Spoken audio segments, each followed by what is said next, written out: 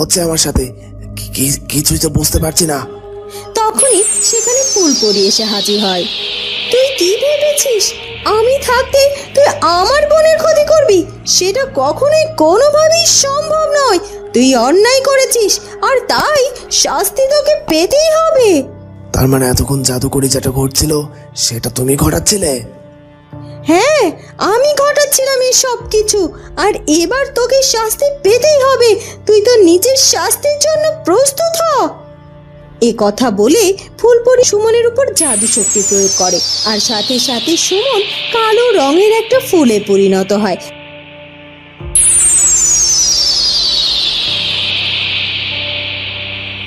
এরপর ফুলপরি আর একটু দেরি না করে কুমারীকে সুস্থ করে তোলে।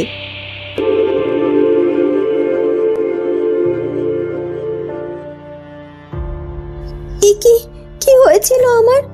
দিদি, তুমি এখানে? তুমি আবার এসেছো? এই তো কিছুক্ষণ আগে এখানে মুখ বাঁধা কয়েকজন লোক ছিল। তারা তারা তো আমাকে ধরে নিয়ে যেতে চাইছিল। তারা কোথায়? তারা আবার অন্য কারো কোনো ক্ষতি করেনি তো? সেসব কথা পরে হবে কুমারী। এখন চলো, তোমাকে বিয়ের মণ্ডপে যেতে হবে। বিয়ের মণ্ডপে সবাই তোমার জন্য অপেক্ষা করছে। অনেকটা দেরি হয়ে গেছে, আর আমি আজ নিজে তোমাকে বিয়ের মণ্ডপে নিয়ে যাব। এসব কি বলছো কি দিদি তুমি? তুমি আমাকে সাথে করে বিয়ের মণ্ডপে কি করে যাবে? তুমি তো একজন পরী, তোমাকে দেখে সবাই তো ভয়ও পেয়ে যেতে পারে, তাই না? সেসব নিয়ে তুই চিন্তা করিস না বোন, আমাকে দেখে কেউ ভয় পাবে না। আর তাছাড়া আমি চাই নিজে দাঁড়িয়ে থেকে তোদের বিয়েটা সম্পন্ন করতে। তার জন্য আমি এক্ষুনি আমার রূপ বদল করব। এ কথা বলে পরি তার রূপ বদল করে। মা, আমি আর অপেক্ষা করতে পারছি না। আমার মনে হচ্ছে আমার কুমারীর নিশ্চয় কোনো বিপদ হয়েছে, আর আমি কাউকে বিশ্বাস করি না। আমি যাব, নিজে যাব কুমারীর কাছে। আমি যেয়ে ওকে বিয়ের মণ্ডপে নিয়ে আসবো।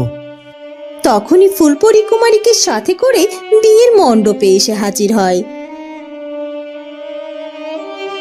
তোমাদের কাউকে কোথাও যেতে হবে না। এই তো ফুলকুমারীকে আমি সাথে করে নিয়ে এসেছি। আসলে আমার আসতে দেরি হচ্ছিল তো, তাই ফুলকুমারী আমার জন্য অপেক্ষা করছিল। কিন্তু তুমি কে? তোমাকে তো এর আগে কখনোই দেখিনি।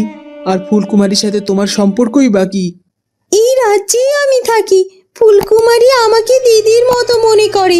ফুলকুমারীর বিয়ের কথা শুনে তো আমি আর দেরি না করে ফুলকুমারীর কাছে চলে এসেছি। এখন এসব কথা বাদ দিয়ে চলুন আমরা রাজকুমার এবং ফুলকুমারীর বিবাহ